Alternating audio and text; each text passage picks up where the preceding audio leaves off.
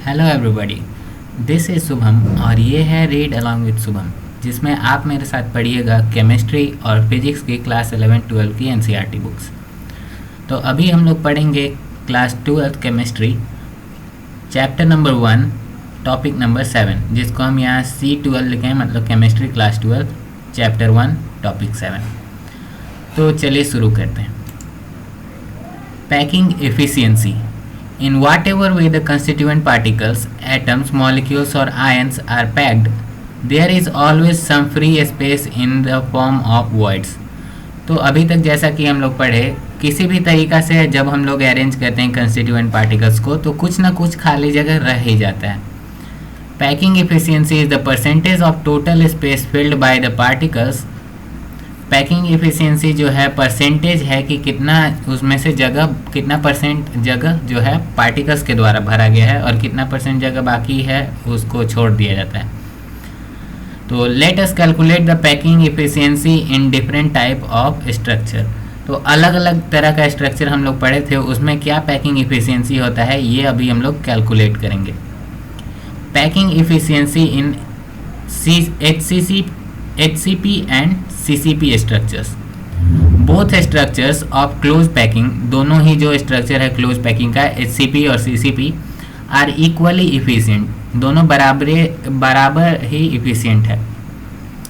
Let us calculate the efficiency of packing in CCP structure. तो आइए अब हम लोग कैलकुलेट करते हैं CCP स्ट्रक्चर में क्या इफिशिएंसी होता है पैकिंग का। इन फिगर 1.24 फिगर जो दिया गया है, let the unit cell edge length be a and face diagonal AC is equal to B। तो कहा है कि मान लेते हैं कि इस यूनिट सेल का एक साइड जो है वो A है और AC यानी कि ये वाला जो है, मतलब किसी भी फेस का डायगोनल, इस वाले से इसको भी ले सकते हैं, A और E भी ले सकते हैं, ये AC लिया है उसको B कह रहा है। फिर कहता है इन ट्रायंगल ABC AC का स्क्वायर यानी कि ये वाला साइड का square B square is equal to BC का स्क्वायर प्लस AB का स्क्वायर। ये है BC का स्क्वायर प्लस AB का स्क्वायर। ये कहाँ से है? Pythagoras theorem, right angle triangle वाला, कि हाइपोटेनस का स्क्वायर जो होता है बेस और एल्टीट्यूड का स्क्वायर के सम के बराबर। तो उससे आया BC का स्क्वायर जो होगा वो भी साइड है और AB भी साइड है, तो ये हो गया 2A स्क्वायर। या इस तरह से हम लोग ये लिख दिए कि B square is equal to 2A square, या हम लोग लिख सकते हैं B is equal to √2A। अब आता है if R is the radius of sphere. अगर कहें कि R जो है वो रेडियस ऑफ स्फीयर है जो कि यहाँ पे रखा गया है, तो B is equal to 4R होगा, क्योंकि B में 1R, 2R, 3R और 4R है ना। तो इज इक्वल टू √2A होगा, और उससे हम लोग A is equal to 4R/2 लिख सकते हैं। ये क्या किए, A is equal to 4R और ये √2 को नीचे कर दिए, तो इसको ये इक्वल टू है 2√2R के बराबर, क्योंकि √2 कट गया तो ऊपर में 2√2 बचेगा। या फिर हम लोग लिख सकते हैं कि R is equal to A divided by 2√2। अब हम लोग क्या करेंगे कि R यानी कि रेडियस ऑफ स्फीयर था, इससे हम लोग इसका वॉल्यूम कैलकुलेट करेंगे कि मतलब एक स्फीयर का कितना वॉल्यूम हो रहा है। तो एक स्फीयर का वॉल्यूम निकालने के लिए हम लोग करेंगे 4/3 πr³, और साथ में हम लोग को पता है कि ये जो स्ट्रक्चर है ये फेस सेंटर को रिप्रेजेंट कर रहा है, FCC स्ट्रक्चर है, क्योंकि दोनों ही इक्वली होता है तो FCC स्ट्रक्चर है। और FCC में कितना एटम्स होता है? 4 एटम्स होता है। तो एक यूनिट सेल में 4 एटम होता है, इसलिए 4 से मल्टीप्लाई कर दिए, तो एक यूनिट सेल में इतना वॉल्यूम जो है वो ऑक्यूपाई किया जाएगा एटम्स के द्वारा, 4 × 4/3 πr³। और वॉल्यूम जो है क्यूब का वो क्या होगा? क्यूब का वॉल्यूम होता है A³, तो वही है ये A³, जिसको हम लोग इस वाले इक्वेशन से हम लोग लिख दिए हैं 2√2R का होल क्यूब। अब क्या करेंगे कि पैकिंग एफिशिएंसी सिंपल होता है कि वॉल्यूम जो ऑक्यूपाई किया गया स्फीयर्स के द्वारा और टोटल वॉल्यूम जो था, मतलब कि कितना वॉल्यूम 100 वॉल्यूम में से कितना वॉल्यूम ऑक्यूपाई कर दिया गया, इसको परसेंट करते हैं, इंटू 100 कर दिए। तो ये टोटल सिंपली सम है। ये पहले स्फीयर्स का वॉल्यूम हम लोग लिखे, यहाँ पे किए, डिवाइडेड बाय टोटल वॉल्यूम किए और इंटू 100 कर दिए, तो ये हो गया पैकिंग एफिशिएंसी, जो कि आता है 74% जब हम लोग इसको कैलकुलेट करते हैं। अब आते हैं efficiency of packing in body centred cubic structure. तो बॉडी सेंटर्ड का बात करेंगे, यानी कि बॉडी के सेंटर पे इसके प्रेजेंट है। From figure 1.25 it is clear that atoms at the centre will touch with each other with the other two atoms diagonally. ये जो है स्ट्रक्चर से हम लोग को पता है कि अगर इस वाले फेस पे, मतलब कि जब पीछे वाला फेस है एफ वाला फेस पे जो है एक सेंटर पे जो स्फीयर है और एक हमारे तरफ वाला ए वाला जो फेस है उस पे जो है तीनों स्फीयर है, मतलब कि एक हमारे तरफ है, एक बीच में है और फिर एक पीछे की तरफ है, ये जो है ऐसे। तो ये तीनों जो है एक दूसरे को टच कर रहा है। और इस वाले को हम लोग लिए हैं इन ट्रायंगल EFD, ये वाला ट्रायंगल लिए हैं पहले EFD। तो इससे हम लोग को पहले जैसे किए थे पाइथागोरस थ्योरम से कि a square plus a square is equal to b square. तो इससे हम लोग को तो पता चल गया था कि b is equal to √2a होगा। अब उसके बाद फिर क्या करेंगे, फिर से हम लोग पाइथागोरस थ्योरम लगाएंगे कि ये b है ये a है, यानी कि a square plus b square is equal to c square. और b स्क्वायर का वैल्यू फिर से हम लोग रख दिए हैं यहाँ पे, b स्क्वायर करेंगे तो क्या होगा, ये √2 का स्क्वायर हो जाएगा तो 2 हो जाएगा और a स्क्वायर यानी 2a स्क्वायर हो जाएगा। तो उस हिसाब से c square is equal to 3a square हो गया। जो मैथ पढ़े हैं उनके लिए बहुत ईजी है, क्योंकि ये √2 होता है और √3 होता है डायगोनल्स, ये सब हम लोग पढ़ते हैं मैथ में।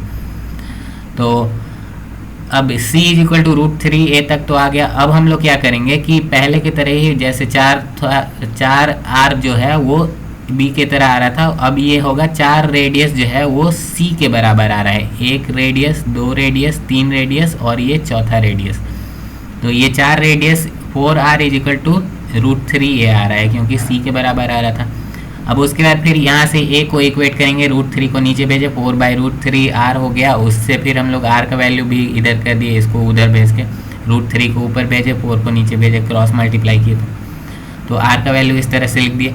अब फिर से जब हम लोग वॉल्यूम कैलकुलेट करेंगे कि कितना वॉल्यूम ऑक्यूपाई किया गया है उस स्फीयर्स के द्वारा और टोटल कितना वॉल्यूम था, तो हम लोग जानते हैं कि body centred cubic unit cell में 2 ही ठो एटम्स होता है 8 कॉर्नर्स पे, और उसका 1/8 यानी कि 1 हो जाता है टोटल कॉर्नर पे और एक सेंटर पे, यानी टोटल 2 एटम्स होता है इसमें। और तो इसलिए 2 × 4/3 πr³ किए, जो कि वॉल्यूम ऑफ स्फीयर हो गया, जो कि ऑक्यूपाई किया गया है। उसके बाद फिर volume of cube is equal to a³ है, जो सिंपली हम लोग a³ को हम लोग यहाँ पे a³ लगाए तो 4 का क्यूब हो गया, √3 का क्यूब हो गया और r का क्यूब हो गया, जिसको इस तरह से लिख दिया।